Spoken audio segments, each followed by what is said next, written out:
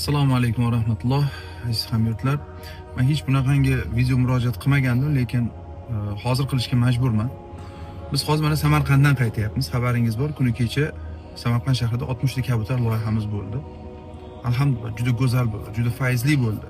Shu paytgacha bo'lgan 60 ta kabutarlar orasida eng zo'ri shu bo'ldi, bombasi shu bo'ldi. Hozirgi til bilan aytganda.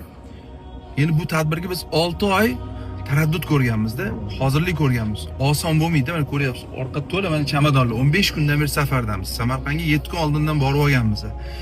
Bu haligi 60 ta bolani saralash, ularni topish, ular orzusini o'rganish, video kontentlar, ularga sovg'alarni, ehsonlarni, muammolarni hal qilish, boshqa odamlarga yalinib, yolvorib, boshimizni egib turib, haligi boylarga nima edi, aloqaga chiqish, bularni yig'ish, tashkillashtirish, to'yxonani gaplashish, boshqa xullas mingta tashvishdan keyin bunyod bo'ladi bu bayramda. Oson emas-da bu. Va bayram kuni hamma narsa bu tayyor bo'lganda qattandir shu hech ham tanimagan, shu paytgacha hech ham ko'rinmagan blogerlar paydo bo'lib qoladi-da. Tayyorga ayyor bo'ladigan, birovning tahoratiga namoz o'qiydiganlar paydo bo'lib qoladi. Tanimaysiz ham-da ularning kimligini. Chaqirmagansiz ham, lekin tayyorga ayyor bo'lib kelishadi-da, xuddi chiyaborlarga o'xshab qo'pol qilib aytganda. Alloh o'zi kechirsin. Haligi tayyorlagan bayramingizda eng eksklyuziv, eng bomba joylarni, haligi odamlarga yoqadigan, shuv-shuv bo'ladigan joylarni olib sizdan bir ruxsat olishida internetga joylab olishadi. Qani haqiqat? Qani haqiqat ayting?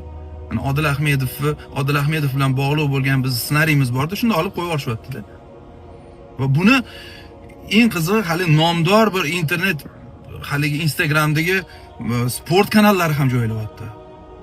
Bu vaqf xayriya fondini avtorlik huquqi qayerda qoldi? Bular shuncha harakat qilyapti-yu, shu paytgacha biz ular tadbirlar na qatnashdik, na chaqirganda bordik, na ehson qildik. Endi shart olib, u ehson yetimlar qolib ketib, 60 ta kabutar nomi ham qolib ketib, Sardor Rahmon mayli, ana yetimlar ham qolib ketib, Odil Ahmedov bilan bog'liq bo'lganligi uchun shuni qo'yishlik qanchalik insofdan, qani aytinglar? Biz nima uchun bu hozirliklarni, nima uchun bunaqangi shov-shuvlarni tayyorlayapmiz, Shu muammolar hal bo'lishligi uchun, shu yetimlar mushkuli oson bo'lishligi uchun. Shular uyli bo'lsin, shular qoni to'ysin, eni but bo'lsin, kasallik tuzalsin, mushkuli oson bo'lsin, shularning boshidan kimdir silasin. Buni otasi bor, na onasi bor deb harakat qilyapmiz-ku.